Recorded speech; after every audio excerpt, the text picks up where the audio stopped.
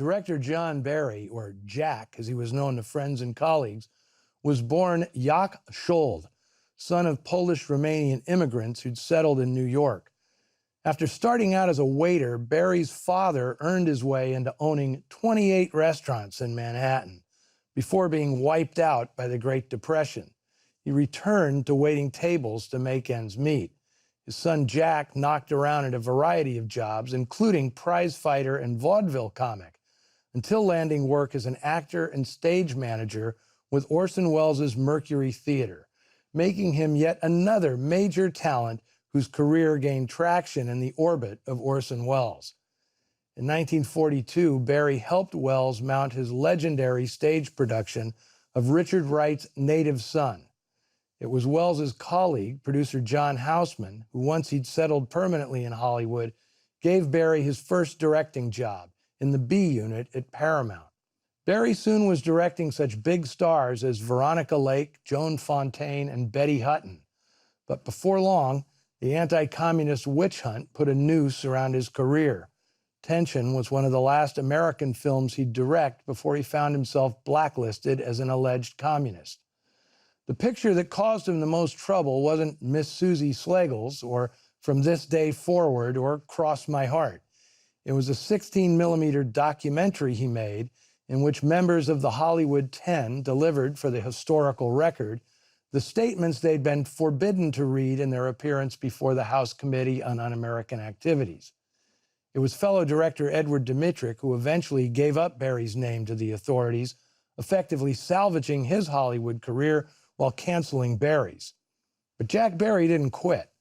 As befits a man who'd been a boxer, he continued to fight, moving to Europe to make films, like exiled colleagues Joseph Losey, Jules Dassin, and Cy Enfield. The same year he made his last Hollywood movie, 1950, Barry directed, without screen credit, a French-Italian co-production called Utopia, the final film of the legendary comedy duo Laurel and Hardy, featuring French musical star Suzy Delaire. He made 6 films in France during the 1950s, culminating with 1958's critically acclaimed Tamango, about a slave ship revolt. The film wasn't released in the U.S. for 4 years, and even then didn't receive wide release because of its depiction of an interracial affair between stars Dorothy Dandridge and Kurt Jurgens. Once industry blacklisting dissipated, Barry occasionally returned to America.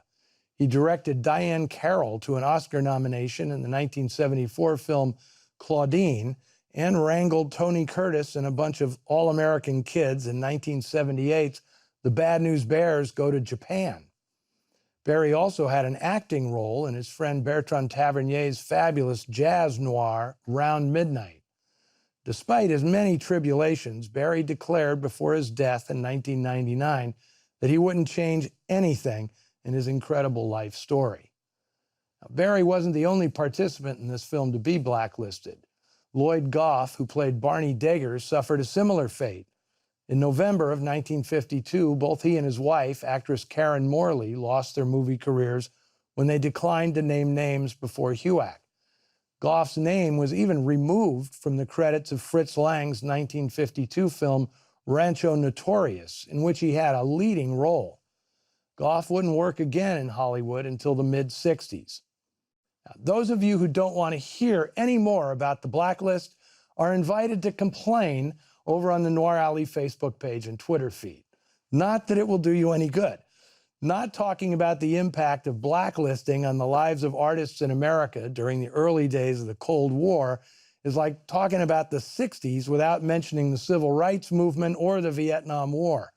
The politics of the time were inseparable from daily life in the movie business and a crucial aspect of the film noir movement. It's our history, like it or not. Next week, I'll be hosting one of my favorite actresses, Anne Sheridan. It's the Noir Alley debut of her 1947 drama, The Unfaithful, a stateside redo of the 1940 Bette Davis classic, The Letter, with a script by revered crime novelist David Goodis. Until then, take Dr. Bonnabel's advice. Don't stretch yourself too thin.